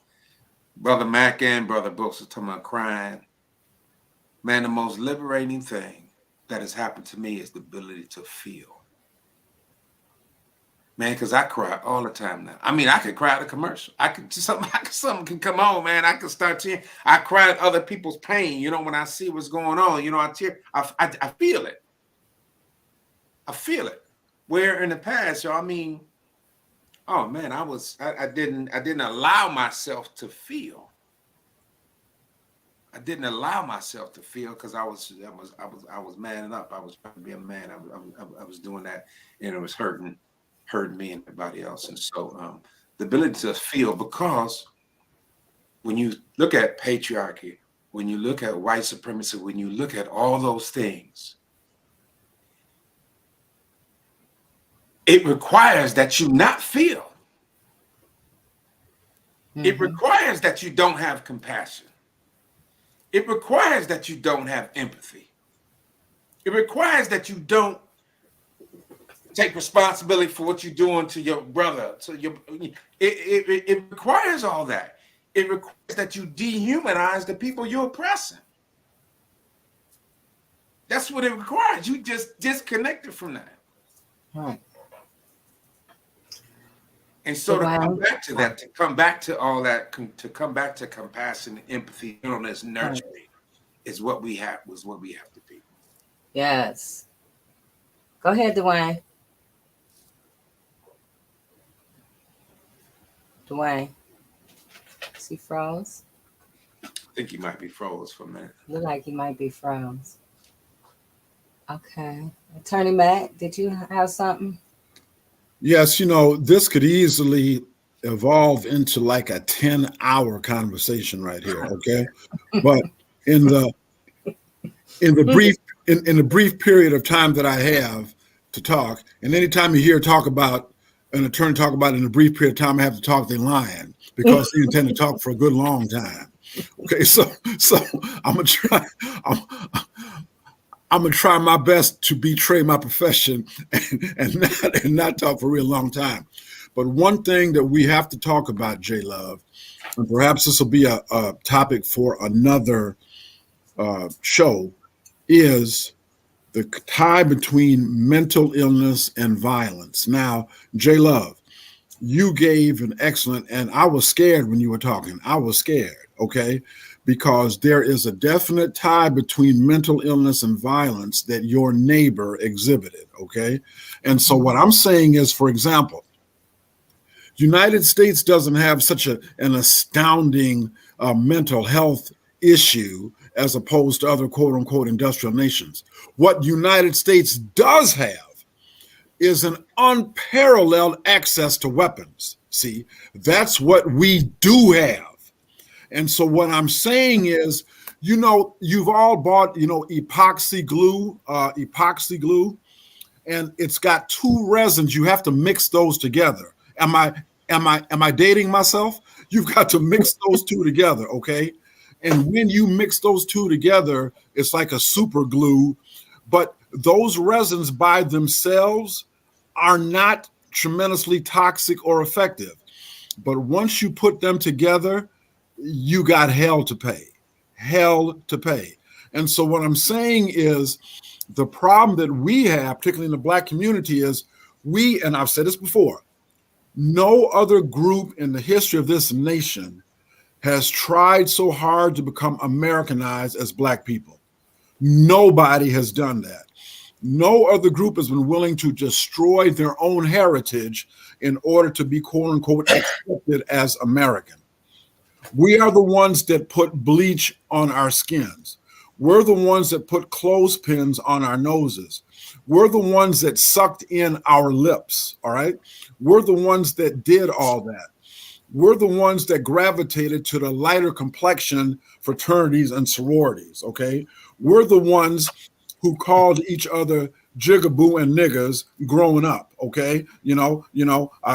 I call you son not because you mine, but because you shine, okay? All those sort of things. We're the ones that had to deal with, and I remember this growing up, with a tremendous discrimination against dark-skinned Black girls, okay? Dark-skinned Black girls. I'm sorry, it's true. I'm sorry, it's true. And so what I'm saying is that thank God God erased me out of my ignorance to realize how beautiful a dark-skinned black woman actually is. And so I heard a man named Jesse Jackson say one time, quit making people think that when you look at yourself in a pool of water, if you see darkness, the water is muddy. Okay, quit letting people make you think that about yourself. And so part of the problem is that with us and access to guns, and by the way, what the brother said was right. The Second Amendment was never intended for us. It was illegal it wasn't only illegal for a slave, a black person to have a gun, they couldn't have a horse. All right. You see what I'm saying? Unless they were sharecropping. So what I'm saying is that what's happened now, particularly in my own community here, everybody's got a gun. Okay. I'm talking about my black clients, people, everybody's got a gun. They say, well, yeah, we got a right to defend ourselves. Well, you have a right to defend yourself, but in a community that is systemically plagued with mental illness, you are also putting those guns in easy reach of people who should never have access to them. Okay. And I see it time and time and time again. And J Love, at another time, we can talk about the new red flag laws in the state of Michigan, which I think is going to be very instrumental in terms of black people and mental health and some of the debates that are coming up over that. So what I'm saying is, brothers and sisters, is that we got the mental health problem, but we also have a large group of black people talking about, man, I got to protect my Second Amendment rights. I got me 5 and 6 guns. But you also got Uncle Herman living with you that's off the tilt. Okay. So I would rather see less access to guns and have Uncle Herman be able to get the mental health he needs than Uncle Herman have a bad episode, go get that gun, and decide he's going to shoot up a bunch of people in the neighborhood. Mm-hmm. I like what you just said, and also what just came across the screen there. I don't believe it's the weapons. I think we need to find out what is happening within society that created this mental illness. And we have to know that whatever's going on within us is going to come on on the outside of us. So it all starts within. It starts within you as an individual. It starts within us as a community. It starts within us as a nation. It all starts within. So if we are always talking about violence and we use violent ways and we are okay using what is it, AR-15s, is that what they call the guns, on people, but it's illegal to hunt with them. See, we can't use it on animals, but we can hunt men. We can hunt people. We can kill people with that, but we can't kill. It is illegal. It doesn't make sense for animals. If you're going out hunting deer, you can't use that Right. on the deer. It tears up the meat. Go ahead, Robert. It tears up the meat, right? Right. That's So, right. but it's okay. It's okay to tear up the meat and everything else on people. And it is a mass psychosis. At some point we have to realize, why are we insane? Why are we split-minded as a nation? Why are we split-minded? We say one thing, we say that this is the land for the free and the brave, but is it? And we haven't demonstrated that since its inception. So it's really not. So we are split-minded in our nation, in our thinking. And when we follow this concept time and time again, we become split-minded people. And so then we wonder what is happening. Talk about the educational system. Spence had said something not too long ago about we need more, and I think Brooks had said the same thing as far as more for mental health even in the schools, and that they're trying to take that away. I think J Love, you had mentioned that also. Let me tell you something. It's not happening out in other communities, people. No, Yeah. they want to take the dollars away from your community, our community, people who have brown skin communities. In other communities, they have teams they have behavioral teams, behavioral workforces. They have social workers. They don't just have one social worker for the school. They have social workers. They have speech pathologists. They have not just one, 4. They got 4 or 5 padded rooms for when a child has an episode. They believe in total inclusion where nobody gets labeled with suspension or exclusion. So what are they doing? But see, we don't go and find out what anybody else is doing. We just stay stuck where we are, just going with whatever's been given to us. Yes, Lisa, it is low income. Yes, they make more. Yes, over 9,000 per child. Yes. Yes, it's true, but at some point we have to take back our community. They got everything they need, walkies all over, people who are trained with CPI training, crisis prevention training in other schools, not in our cities. They're trained to be able to handle children gently so that they can get help.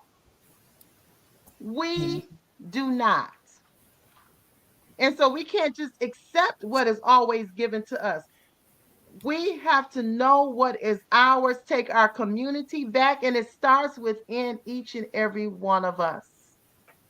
We cannot wait for them to do it for us. Yeah. We have to start with us. It's up to us. Like we said before, nobody's coming to save us.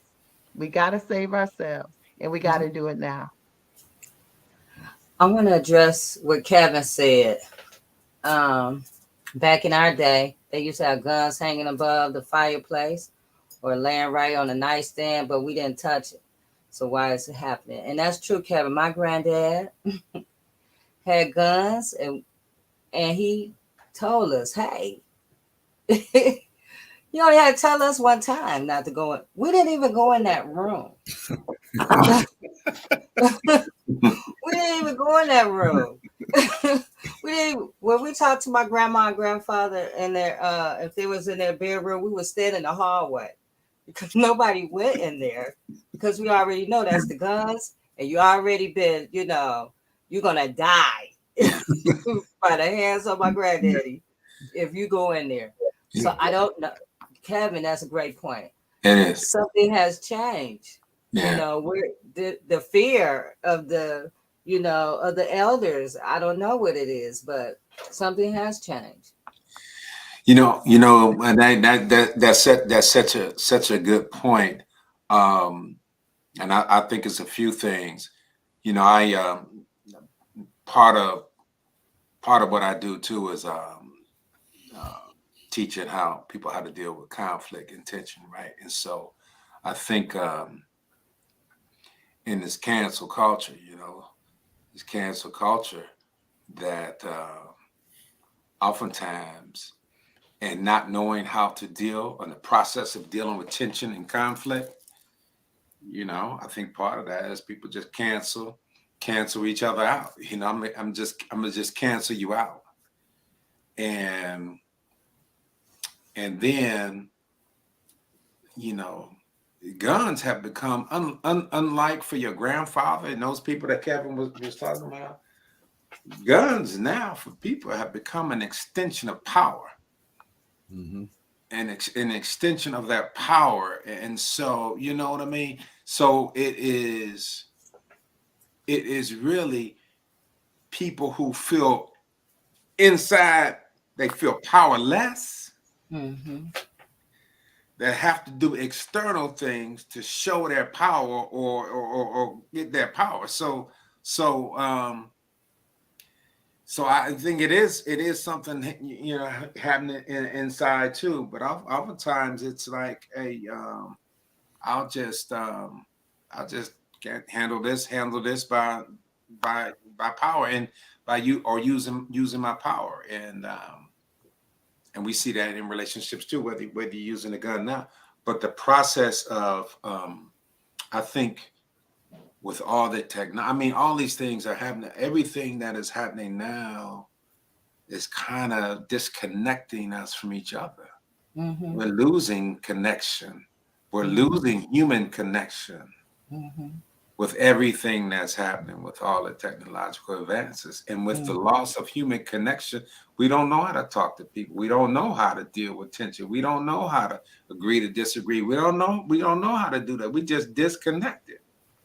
Everything just become quick. I'm gonna get rid of my problem quick. I'm gonna do that quick, and suddenly we got mental. We got all these other issues too. But certainly, I think that's part of it. Yeah, I was gonna say the mindset. Yeah, Because the mindset for when my granddad had guns is different from the mindset now. Yes. My granddad had guns because he was from the South. Protect your property, protect your home. He didn't wear them around like it was an accessory. Yes. People have guns now like it's an accessory. Yes. And so, the mindset has changed. And I agree with the disconnect. Yeah. People are very disconnected. You can't even say, literally, you literally can't say anything to anybody anymore. Yeah. Because they go from you had this conversation to kill. Yeah. There's no between thing anymore. So we have to get back to I don't know, changing the narratives. Yeah. Creating a sense of community. Get back to loving ourselves. I think a lot of we're even disconnected from ourselves. We don't even know who we are. That's right. So correct. J Love, can I just interject one thing here, please? Yeah. Along lines we're talking about. Somebody commented that they disagree. They don't think guns are the problem. It's like the human being is the problem. Well, I mean, it's like saying that automobiles aren't the problem. People who drive them are the problem. So let's just disconnect automobiles from people. That's impossible. Okay, in a mobile society. But so the point that I want to make is, J Love, not only about the prevalence of guns and how easy it is to get a gun. And I want all black people to listen. All black people listen up, please. These stand your ground laws are not designed to protect you. All right. And for what when I say stand your ground, for those of you who don't know, by the way, Michigan is a stand your ground state. Did you know that? Did you know that? Michigan is also an open carry state. Did you know that? Did you know that? You can carry a weapon in the state of Michigan as long as it's not concealed. Did you know that? So what I'm saying is all these and all these black people that are buying into this thing about, I'm gonna get me AR-15 or whatever it is. You need to understand something, black people. When a man named Barack Obama got elected president, gun sales in this country went up 800%. 800%. Okay. And what I'm telling you, black people, is you need to understand something. That wasn't done to benefit you. All right. And with these stand your ground laws or these open carry laws, those are not created to benefit you. Okay. Ask a woman who had a son by the name of Trayvon Martin about that. Okay. So what I'm trying to explain to you, black folks, is this. When you say that guns aren't the issue, guns are a hell of a part of the issue. Yes, it is. Because what happens is those guns infiltrate your community. Okay. They infiltrate your community. And when we're dealing with systemic mental health as a group of people, the closer you are to the gun in a violent society, the closer you are to resorting to that gun to solve whatever problem that is. Okay. So it's like putting liquor in front of an alcoholic and say, well, it ain't the liquor's fault. It ain't the liquor's fault. The people who's putting that liquor there, it's damn sure part of their fault because they know what they're doing. So not only are they making billions of dollars on selling guns, they're buying these legislatures on a state level to say, don't you dare pass a law holding a gun manufacturer responsible. Don't you dare. Don't you dare. And they're not doing it. Gun manufacturers are not held responsible. So you can watch all episodes of Law and Order all you want. It ain't happening. It's just not happening. Okay. So when I say there's a direct relationship between mental illness and violence, there is. There is. So with black people having more access to guns, and I know, about wanting to protect yourself, but some of this is vanity. It is. Some of this is vanity that we in our culture. Remember the big thing about what's that dog? Doberman pinchers. Remember back in the day, you can judge a person's manhood in a neighborhood. A Doberman pincher. Well, guess what? The Doberman pinchers have been replaced by the American Pit Bull. Okay. So, all of my clients, well, not all of them, a lot of my clients go to their house, say, man, keep that dog in the basement. Okay. So because, I would hate to have to sue your behind, but I will. So, and I ask people, what is there that pushes you to think that you have to have your manhood on the extension of a leash? See, that's what we as black people have got to come in dealing with, is to fighting that mentality. Okay. My manhood is measured by this Glock. I ain't got no license to carry it. I don't have a CPL, but I got this Glock. I've had clients confront me with that. I said, don't show it to me. Don't ever put me in that situation, because if somebody asks me under oath that I see with that weapon, I'm gonna tell them the truth. So, don't do it. So anyway, I'm sorry. Sermon over. I apologize. I just had to say that. You good, Attorney Mack. So, Reverend Spencer, can you tell people how they could connect with you? Oh, sure. Well, if see what we're doing at noharmlife.org. Our website there, it is noharmlife.org, and see what we're doing, see what we're going to do. We're still developing programs, still doing all that, but you'll get an idea of what our values are and what we're doing. So check that out. I always say this: donate if you can. We're from grassroots. If you believe in what we're doing, donate to it. And you can reach me at Spencer@noharmlife.org. Spencer@noharmlife.org. But yeah, this is that. Amen, Reverend Mack. Amen to that. Amen, Reverend Mack. For real. So, you guys, while we're still on, there's a couple of more in the chat. The availability of guns wasn't a problem until black people and others gained access. So when you say guns are the issue, that's what you're really saying. That's what you really are saying, is that black people are the problem. I don't think that we're saying. I think we need to. Okay, so this is another narrative. This is another narrative. Use knives, rat poison, etc. Okay, yeah, this is another narrative of mine, and that is what makes opposites. And even in school, they teach opposites. It's the game that you play when you're 5 years old. What's the opposite of black? Is it white? Is color an opposite? Is white the opposite of black? Who told us this? Who told us the opposites? So it's a problem when a white person is crazy and has a gun. I don't care what color you are. If you're crazy, you should not have a gun. Okay? I don't care what nationality or anything. The guns by themselves, no. The guns themselves are not a problem. But what we know today is there are a lot of people, and I'm not saying black people. It's not a black problem, because a lot of black people may be getting killed by white people. So it's not the color of the person. It is the mentality of the person behind the gun. What I'm saying is there is no, it is. Guns don't give you safety. And it has not, because that is, when we say these things, this is the narrative that has been taught. That is a colonized mind that was propaganded by white people, who felt as soon as black people were freed, they needed to secure their home and protect the white women from the black men. This is another historical narrative that we have gone ahead and followed and adopted. What I am saying is that we terrorize one another with these weapons that we don't even use on terrorists.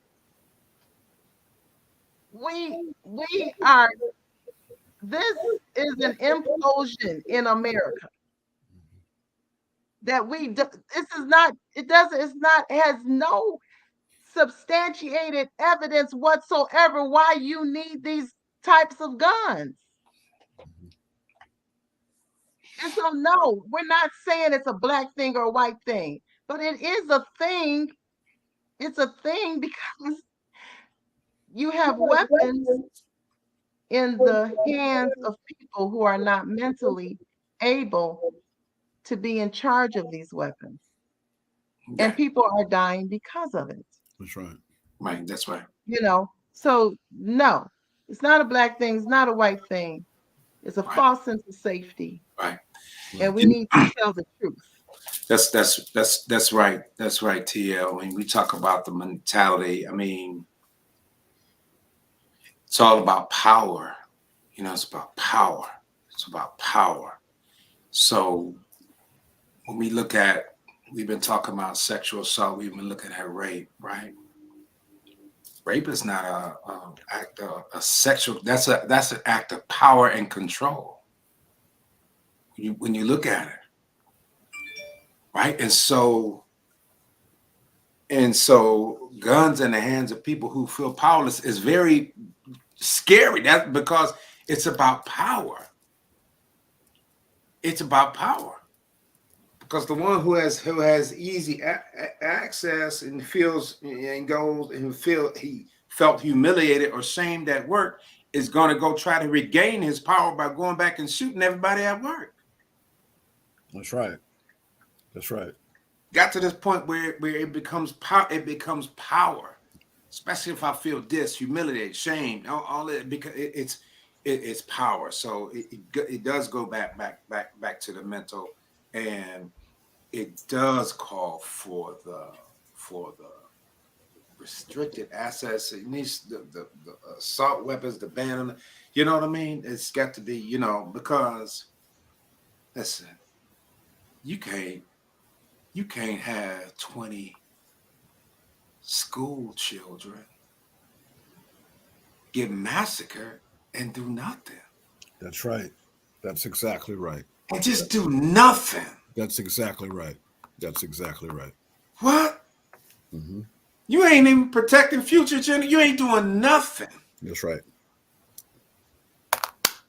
Not a symbolic gesture of just doing you red flag. Look at other countries like Finland or what they did over there. You know what I mean? Immediately. I forget Jacinda, I think her name was just Switzerland, Finland, or one of the. She took and the crime went down. She banned assault and the crime went down. Mm-hmm. Mm-hmm. I mean, it just did. Mm-hmm. Yeah. Mm-hmm. Doesn't mean that was the only thing, no, but it went down. Mm-hmm. Mm-hmm. Mm-hmm. And right. so, Reverend Spence. yeah. Oh, go ahead. I'm done. That was it. Yeah. My neighbor, I'll tell you, that came up on me on Monday. Mm-hmm. He had an automatic weapon, right? Wow. He has mental issues, right? And so he was arraigned, and guess what? He didn't have a license. He got charged with CCW, Mm-hmm. felony firearm, Absolutely. and Absolutely. discharging in the Mhm. neighborhood. Absolutely. Guess what? He's gonna be back home today or tomorrow. You saw what I text you. I was surprised to hear you. I was like, "You're gonna be back home tomorrow?" Yeah. And J Love, excuse me. I got to say this. Look, I ran for Washtenaw County Prosecuting Attorney in 2020. Okay. We did not, quote unquote, win because we didn't get the most votes. One of the reasons we did not win is because I said, while I do recognize the inequities in terms of race and money, in terms of the legal system, in other words, the ability to post bail or bond or whatever, you see what I'm saying? I do realize there are some situations where people are simply dangerous. They are simply dangerous. And you cannot legitimize their release because you say you don't want to appear racist or classist because they don't have a bunch of money to post bond. And so what I'm saying is my position was do not eliminate cash bail, keep it, but you should try to modify it to be more sensitive about a person's financial status. And so what I'm saying is this. I got like a D plus from certain civil rights groups because I said that, because I wasn't for eliminating cash bond all the way. Okay. I like the idea of cash bond for the mega rich. I want to be able to attach that yacht. I want to be able to attach that mansion. I want to be able to attach that Lexus and that Bentley, excuse me. Okay. I want to be able to attach all, and I want to get that passport too, by the way. So I want to be able to attach something to keep an anchor for the mega rich to keep their behinds honest. But in any event, so what I'm saying is I'm hurt and I'm saddened, but not surprised to hear you say that, because they have convinced some judge somewhere that this man does not pose a threat. Okay. How it is you can walk up to a woman that is a friend of yours with a gun, and if you saw the gun, J Love, people actually see a gun because they want you to know they're capable of using it. okay, Right. and do that to other people and say you're not a threat to yourself or community. I don't understand. I don't. So that's the drawback to all my civil rights advocates there that say under no circumstances should there be any cash bail, nothing like that, because it's impacting people in the wrong way racially. You be careful what you ask for, because you might just get it, and you might just get it in the form of a mentally ill person right next to your house with a gun. Right. Yeah. My experience. Yeah. And I'm just thinking, like, we didn't try to, set him up to get some help. We didn't try to set him up to see a doctor. Right. We didn't try to set him up for any kind of medical something. Right. We just gonna just send him home. Right. And he already had a violent outburst. Right. And I'm not saying hold him in the jail, but I'm saying he needs some help. Because he's off his meds and he needs some help. Yeah. Thank you, everyone, for coming on tonight. I appreciate you. Again, Reverend Spence, I'm going to put your, to connect with Reverend Spence and No Harm. There's your link. Thank you. Also, Dwayne Brooks will be back next week, because these following weeks moving into the Love Gathering, we're going to be talking about wrongful convictions. And the reason why we're doing this is because of wrongful convictions. Mm-hmm. We also want you to support the Final Push, Clemency for Susan Brown, who is also making a special art piece for the Love Gathering. She's an international artist. And so you need to hear her story. Michigan. This is Michigan again, but you need to hear a story. Here's the link for Susan Brown. Support Susan Brown for clemency. Also, donate to the Voice of Detroit. This platform has been doing wrongful convictions, reporting on them and corruption in Detroit for over 20 years, probably close to 30 years. Miss Diane, support her platform by going to www.voiceofdetroit.net. She's a part of our Turning a Moment into a Movement family. And also, the Love Gathering, June the 24th, 2023 at Handy Park in Redford, Michigan. Bring your favorite chair. It's going to be a blanket or whatever you need for a picnic. And come out for a day of healing. Games, food, giveaways, face painting. We got the splash pad for the kids, a special raffle. We have so many people donating things for the raffle that is really awesome. Different artists. So come out. We're going to have some awesome music, food, alternative modalities are going to be done that day. So join us for the Love Gathering. And just know that mental health matters. So, you know, connect with your people, your family members. Have these conversations with not only your family, co-workers, everybody. We need to normalize mental health. We need to take those stigmas and biases away so people could be so comfortable with going to get help when they feel things is not right with them. And that's it today. Thank you for joining us on Turning a Moment into a Movement. I appreciate you guys. I know this was a little bit long, but thank you because this conversation was very important. And we'll see you next Friday. Praise God.